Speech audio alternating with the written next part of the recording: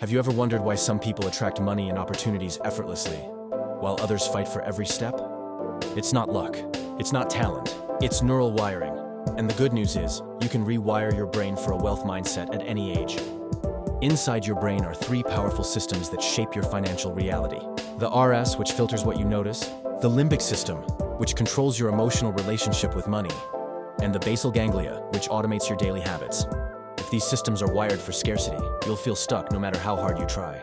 But when they're rewired for abundance, you begin to see opportunities everywhere. Take aligned action more easily, and attract experiences that match your new identity. So how do you start? First, identify the old money beliefs you absorbed growing up. Second, calm the nervous system that's been bracing for financial danger. And finally, train your brain each day to look for possibility instead of limitation. If you want to accelerate the process, tools like Neuroenergizer help strengthen abundance pathways faster by combining guided focus with brainwave entrainment. You're not stuck with the mindset you have. You can rewire it, and when you do, wealth becomes something you naturally attract, not something you chase.